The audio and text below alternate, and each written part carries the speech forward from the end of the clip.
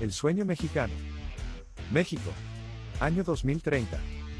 Después de décadas marcadas por el caos, gobiernos corruptos, promesas incumplidas, violencia incontrolable y una sociedad dividida por el miedo y la desconfianza, algo extraordinario sucedió. Nadie lo esperaba. Nadie lo predijo. No hubo señales claras. Solo una sensación. Un suspiro colectivo, casi imperceptible, que recorrió el país como una ola invisible. Y entonces todo cambió. Un nuevo liderazgo emergió. No un partido, ni un candidato carismático, ni un golpe militar. Fue un movimiento sin nombre, sin banderas ni colores. Una revolución silenciosa, liderada por ciudadanos comunes con ideas claras. Cero corrupción.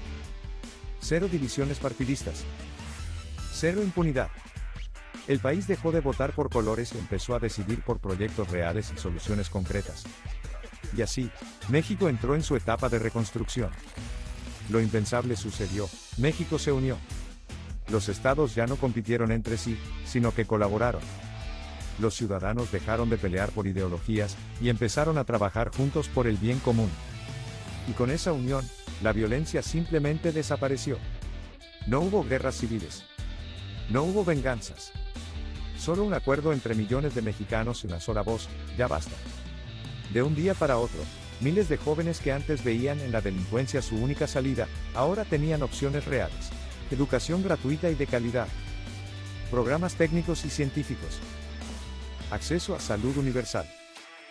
Empleos dignos con sueldos competitivos. México empezó a sanar. Rápido. Las políticas económicas dieron un giro radical. Feudos simplificados y reducidos para fomentar el emprendimiento. Eliminación de intermediarios y redes de corrupción. Inversión directa en ciencia, tecnología y energías limpias. Incentivos para la industria nacional, automotriz, agrícola, turística, aeroespacial y farmacéutica. En un par de años, el PIB se duplicó. El desempleo cayó a mínimos históricos. El turismo vivió un auge sin precedentes, millones de visitantes acudían no solo por playas o pirámides, simplemente para conocer un país modelo de transformación. México pasó de ser un exportador de mano de obra, a convertirse en centro de innovación y capital humano de clase mundial. La fuga de cerebros se invirtió, ahora los mexicanos regresaban. Por otra parte, a principios del 2030, México firmó un acuerdo histórico con Estados Unidos. El objetivo: fortalecer su ejército para garantizar su seguridad nacional, y evitar un retroceso a los años oscuros. México quería ser una potencia militar en Centroamérica para así evitar a toda costa la vuelta al pasado. El acuerdo incluía 3 entregas estratégicas de equipo militar. La primera entrega fue en octubre de 2030. La entrega consistió en 50 tanques Abrams M1A1, 100 vehículos blindados Bradley, 25 aviones de combate F-18 y 25 aviones F-16, 50 helicópteros Black Hawk y 20 helicópteros de combate Cobra. Al mismo tiempo, desde principios de año, México envió a Estados Unidos más de 10.000 soldados, que fueron enviados a bases estadounidenses para recibir entrenamiento táctico, tecnológico y estratégico, para así poder operar los equipos que iban a recibir. Por primera vez en su historia moderna, México empezaba a tener un ejército respetable y moderno. Para diciembre del 2030, algo conmovedor comenzó a ocurrir. Miles y miles de mexicanos regresaban a casa. Cerca de 500.000 de mexicanos regresaron. Médicos, ingenieros, artistas, científicos. Quienes alguna vez buscaron oportunidades en Estados Unidos, Canadá, Europa o Asia, ahora veían en su propio país un nuevo destino. Las ciudades renacían. Barrios antes abandonados ahora florecían con nuevos negocios, parques, escuelas y centros culturales. El sueño mexicano, que durante décadas parecía una fantasía, ahora era una realidad cotidiana. Ya no más en busca del sueño americano, ahora es el sueño mexicano.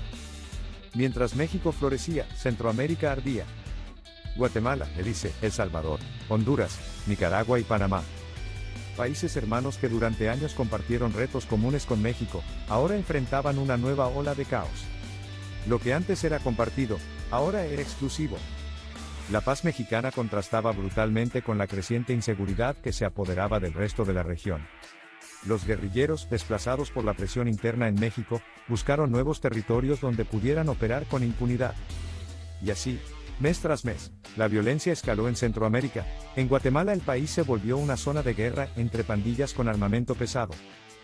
En Honduras, las principales ciudades vieron duplicar sus tasas de homicidios. En El Salvador, los grupos criminales se reagruparon y rompieron los frágiles acuerdos de pacificación. En Panamá, incluso el canal se vio amenazado por redes de tráfico de armas y personas. Los gobiernos de esos países pidieron ayuda. Algunos recurrieron a Estados Unidos, otros incluso a México, que ahora era visto como una potencia estabilizadora. El tiempo paz y la segunda entrega militar de Estados Unidos a México llegó en septiembre de 2031. En paralelo al deterioro centroamericano, México reforzaba su poderío militar emergiendo como bastión de estabilidad en la región. El paquete militar que recibió México fue muy impresionante, todo era parte del Acuerdo Estratégico de Seguridad Fronteriza y Cooperación Continental. La entrega fue monumental. 1.500 vehículos blindados Bradley, ideales para transporte táctico, patrullaje fronterizo y movilidad rápida en zonas terrestres.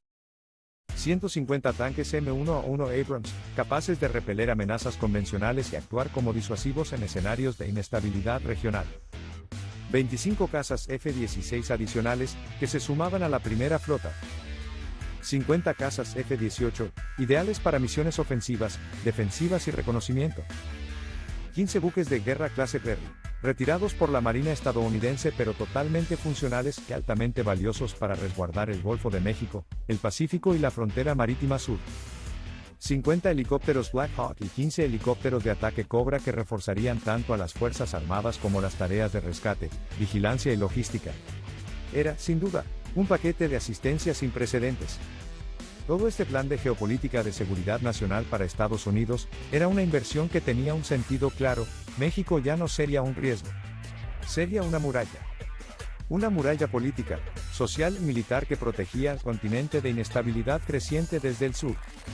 El Congreso de Estados Unidos catalogó la ayuda a México como un asunto de máxima prioridad para la seguridad nacional, no solo por la frontera compartida, sino por la necesidad de construir un bloque hemisférico confiable. México ya no era el problema. México era parte de la solución. A finales de 2031, el orgullo militar mexicano alcanzó niveles nunca antes vistos. Durante décadas, ser soldado había sido para muchos una obligación o un último recurso. Pero ahora, con la renovación institucional, la modernización del equipo y el prestigio internacional que México empezaba a ganar, las Fuerzas Armadas se convirtieron en símbolo de orgullo nacional. Fue entonces cuando la Secretaría de la Defensa Nacional lanzó una campaña nacional sin precedentes. Por ti. Por México. Por el futuro. Ese era el lema. Los spots televisivos, videos en redes sociales, murales en zonas urbanas y rurales, incluso videojuegos de simulación militar con enfoque educativo. Todo fue parte de una estrategia comunicativa impresionante. El mensaje era claro: únete al nuevo ejército mexicano. Tecnología, disciplina, bienestar y servicio a la nación. El efecto fue inmediato, los resultados fueron abrumadores. En apenas 6 meses, más de 150.000 jóvenes de entre 18 y 25 años se enlistaron de forma voluntaria, motivados por el prestigio de servir en una fuerza modernizada. Sueldos competitivos. Acceso a educación técnica y universitaria dentro del ejército. Programas de formación en robótica, ciberseguridad, mecánica de drones, inteligencia táctica, medicina y logística. México pasó de tener 300.000 efectivos activos a un total de 450.000 soldados profesionales, con la intención de llegar a 600.000 para el año 2034. Sin duda una potencia militar emergente, México ya no solo era una economía creciente. Ahora también era una potencia militar consolidada en el continente. México contaba con más de 200 tanques M1A1 Abrams completamente operativos. 1.600 vehículos blindados Bradley desplegados en regiones clave. 100 aviones de combate, F-16 y F-18, modernizados con sistemas de navegación y ataque digital. 165 helicópteros Black Hawk y Cobra, activos para tareas de defensa, rescate y patrullaje. Más de 25 buques de guerra en sus costas, incluyendo uno con capacidad hospitalaria y otro de comando marítimo. 2.500 drones tácticos y de reconocimiento, de fabricación binacional con Estados Unidos y empresas mexicanas emergentes. Además, México estaba invirtiendo en industria militar propia, fabricando repuestos y desarrollando tecnología de radares, software de combate, inteligencia artificial defensiva y unidades antimisiles de corto alcance. Posición en América. Las comparaciones eran inevitables. México había superado a Brasil, que por décadas fue considerado el país latinoamericano con mayor capacidad militar. En el continente americano, solo Estados Unidos, con su estructura global y más de 1.5 millones de elementos, superaba a México en tamaño, pero no necesariamente en eficiencia operativa en la región. Para los analistas internacionales, México ya no era una nación en desarrollo. Era ahora una nación clave para la estabilidad continental. Un actor central en la defensa de América Latina y un aliado crucial en el equilibrio geopolítico del siglo XXI. Para febrero de 2032, Centroamérica seguía empeorando. Y Guatemala estaba al borde del colapso. Durante meses, la violencia se había extendido sin control. Las maras, cárteles y milicias armadas habían tomado regiones enteras del país. El frágil ejército guatemalteco, con apenas 20.000 soldados mal equipados, no tenía posibilidad de recuperar el control. Fue entonces que ocurrió lo impensado. Con humildad y desesperación, el gobierno guatemalteco hizo un llamado público a su nuevo vecino poderoso, México. Necesitamos su ayuda. México responde. La respuesta no tardó. En menos de 72 horas, el gobierno mexicano convocó una sesión extraordinaria con el Consejo de Seguridad Nacional, el Senado y representantes internacionales. Y por unanimidad, se aprobó la primera intervención militar internacional de México desde la Segunda Guerra Mundial.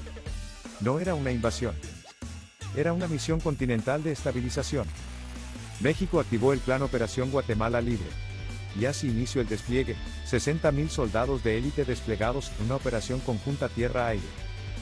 500 vehículos blindados Bradley, para transporte seguro y movilidad táctica. 30 tanques M1A1 Abrams, como fuerza disuasiva ante cualquier resistencia armada. Apoyo aéreo completo, o cazas F-16 y F-18 con misiones de patrullaje y precisión. Asimismo helicópteros Black Hawk para transporte. Y helicópteros Cobra de ataque para limpieza de focos hostiles en las montañas. Los principales objetivos fueron claros. Primero era recuperar el control de las ciudades estratégicas, Ciudad de Guatemala, Quetzaltenango, Cobán y Puerto Barrios. Segundo, asegurar los corredores montañosos y selvas del Petén, utilizados por grupos criminales. Tercero, desarticular las estructuras financieras, de comunicación y logística de los grupos violentos. Cuarto, proteger a la población civil, garantizar servicios básicos y restablecer el orden constitucional. Una operación quirúrgica y fulminante.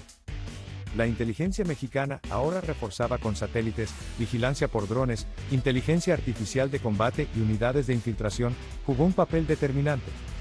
En menos de un mes, el ejército mexicano había tomado control completo de las zonas urbanas, neutralizado a más de 300 objetivos prioritarios sin bajas civiles, liberado a cientos de secuestrados y desmantelado laboratorios y arsenales clandestinos, cortado rutas de tráfico hacia el Caribe y Suramérica. Las maras y los grupos armados fueron devastados, sus líderes capturados o forzados a huir hacia Belice y El Salvador. Las bajas mexicanas fueron mínimas, gracias a la tecnología, disciplina y la superioridad estratégica desplegada. Mientras tanto, el mundo observaba en silencio. Un nuevo rol regional. La intervención de México fue reconocida por la Organización de Estados Americanos, OEA, como legítima, proporcional y necesaria, bajo el principio de asistencia solidaria en contextos de colapso institucional. Estados Unidos, que había seguido cada movimiento en tiempo real, felicitó a México públicamente y reafirmó que su vecino del sur era ahora socio estratégico en la defensa del hemisferio occidental. Las tropas mexicanas, lejos de ser ocupantes, trabajaron codo a codo con civiles guatemaltecos en la reconstrucción. Cerración de escuelas. Clínicas móviles en zonas rurales. Seguridad alimentaria y transporte logístico. Formación de nuevas fuerzas de seguridad locales, entrenadas bajo estándares mexicanos. México ya no observa. México lidera. La Operación Guatemala Libre marcó un antes y un después. México, que durante décadas vivió atrapado en sus propios conflictos, ahora protegía a sus vecinos. En tan solo 3 años, el país pasó de ser víctima de su historia a ser guardián de la región. Y esto apenas comenzaba. El relámpago sobre Belice para el mes de abril del 2032. El colapso de Belice era cada vez más evidente y más preocupante. Tras la contundente victoria de México en la Operación Guatemala Libre, los remanentes de los grupos armados huyeron en desbandada. Algunos fueron capturados en las montañas del Petén, otros se dispersaron hacia el este. Pero el grupo más peligroso y mejor organizado encontró refugio en Belice, una pequeña nación costera sin fuerzas armadas permanentes. Belice, tradicionalmente neutral y pacífica, carecía de los recursos para enfrentar un conflicto de esta magnitud. Su seguridad interna dependía de una policía nacional limitada, sin capacidad de reacción ante una insurgencia organizada. El 7 de abril de 2032, un grupo de guerrilleros bien armados y entrenados tomó el control de Belmopán, la capital del país, en cuestión de horas. Las estaciones de radio y televisión fueron tomadas. El parlamento fue disuelto. Se autoproclamó un gobierno popular revolucionario de Belice, anunciando la ruptura de relaciones con México y Estados Unidos. La comunidad internacional entró en pánico. La Unión Europea condenó el golpe. Estados Unidos alertó sobre el riesgo de expansión de inestabilidad. Pero México no esperó. México actuó, el 21 de abril. El 21 de abril de 2032, tras consultar con el Parlamento guatemalteco, y con autorización de la Asamblea Nacional Mexicana, el alto mando militar activó el protocolo Respuesta Relámpago. Unidades ya desplegadas en Guatemala, reforzadas con apoyo aéreo desde Tabasco y Chetumal, cruzaron la frontera suroriental de forma simultánea por tierra, mar y aire. El mensaje fue claro: México no busca expandirse, pero no permitirá un foco de desestabilización en su frontera. Operación sin resistencia. A diferencia de Guatemala, la geografía y tamaño de Belice jugaron a favor de México. En menos de 72 horas, las principales ciudades, Belmopán, Ciudad de Belice, San Ignacio, Corozal estaban bajo control mexicano. En 2 semanas, todo el territorio nacional beliceño fue asegurado. Se recuperaron arsenales, se detuvo a más de 80 líderes insurgentes y se liberaron instalaciones clave. La mayoría de la población no solo no resistió, sino que colaboró con las fuerzas mexicanas.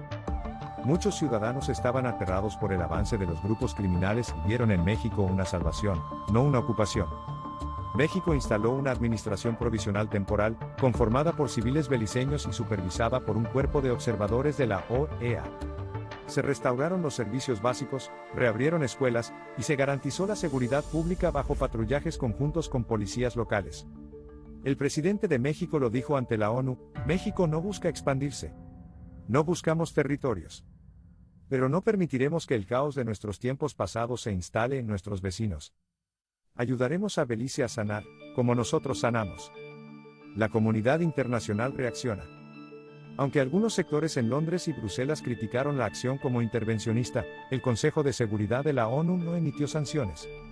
Estados Unidos, por su parte, apoyó abiertamente la intervención, calificándola de legítima, precisa y estabilizadora. Para finales de abril de 2032, México controlaba militarmente 2 naciones soberanas, Guatemala y Belice.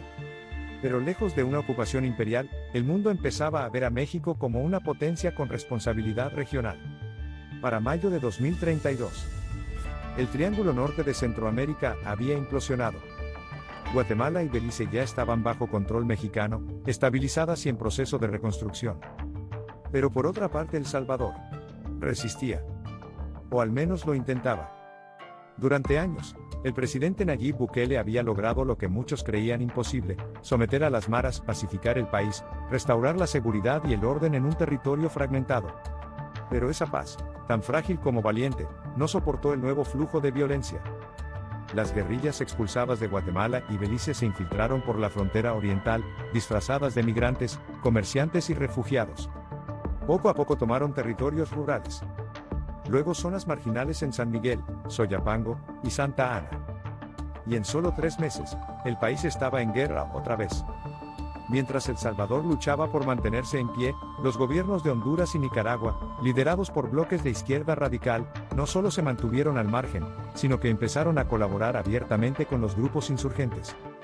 Refugio, armas, entrenamiento y hasta canales de comunicación en sus territorios fronterizos. La región empezaba a dividirse entre 2 bloques. El bloque de seguridad liderado por México, con respaldo de Estados Unidos. Y la OEA. El bloque guerrillero marxista, tolerado y en algunos casos protegido por Nicaragua, Honduras y sectores ocultos de Sudamérica. Para el 18 de julio de 2032, ocurrió el colapso total. El presidente Bukele fue secuestrado. Su paradero se volvió incierto. Algunos informes de inteligencia mexicana sugerían que había sido trasladado hacia territorio nicaragüense, aunque sin confirmación oficial. La Asamblea Legislativa de El Salvador fue disuelta por la guerrilla. El Salvador había caído. México interviene. Operación Libertad Salvadoreña. Ante la gravedad del escenario, México no titubeó. El presidente mexicano convocó una cumbre urgente en la Ciudad de México, con participación del Consejo de Seguridad Nacional, altos mandos del Ejército, la Marina y la Fuerza Aérea, delegados de Estados Unidos y representantes de la OEA. El objetivo era claro: rescatar El Salvador, restaurar su soberanía, liberar a Bukele. El 1 de agosto de 2032, México lanzó oficialmente la Operación Libertad Salvadoreña.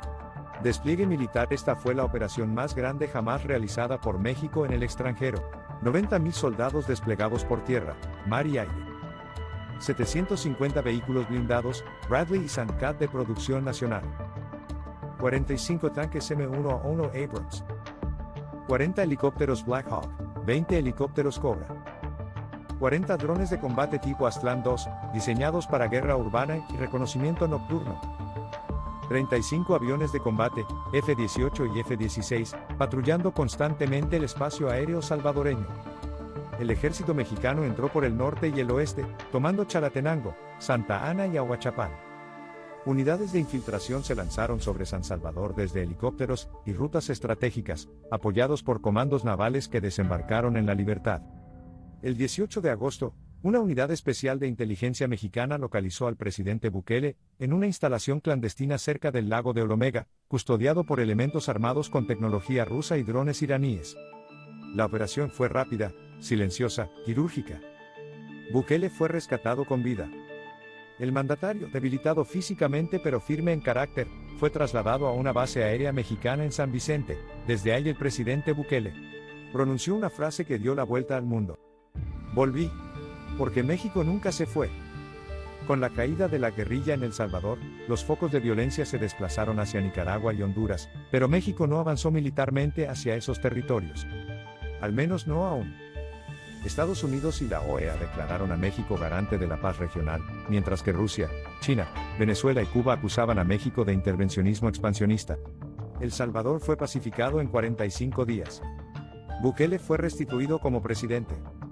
Y México reforzó su rol como el poder estabilizador del Centroamérica. Y ahora, el mundo miraba hacia el sur. México ya no solo era potencia, era árbitro, era líder, era frontera entre el orden y el caos. Pero la pregunta que empezaba a inquietar a todos era: ¿hasta dónde está dispuesto México a llegar? El orden trajo paz, pero también miradas incómodas. Un respiro necesario tras meses de guerra en Centroamérica. El año 2033 llegó con un aire distinto.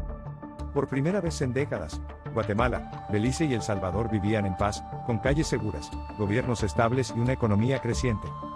Las banderas mexicanas ondeaban junto a las de cada país, no como símbolo de ocupación, sino como garantía de seguridad. En Belice, México mantenía a 10.000 soldados, y el orden era absoluto. En Guatemala, México tenía a 50.000 elementos que se convirtieron en la columna vertebral de una nueva era de estabilidad. En El Salvador, el retorno de Bukele y la presencia de 25.000 tropas mexicanas blindaron la democracia resucitada. Las calles fueron pavimentadas, los hospitales abastecidos, los negocios comenzaron a florecer. México no solo patrullaba, también invertía, reconstruía y abría mercados. Un modelo de cooperación. A mediados de año, los tres países firmaron con México el Acuerdo de Integración para la Paz y el Progreso del Istmo, también conocido como el Tratado del Sol Centroamericano.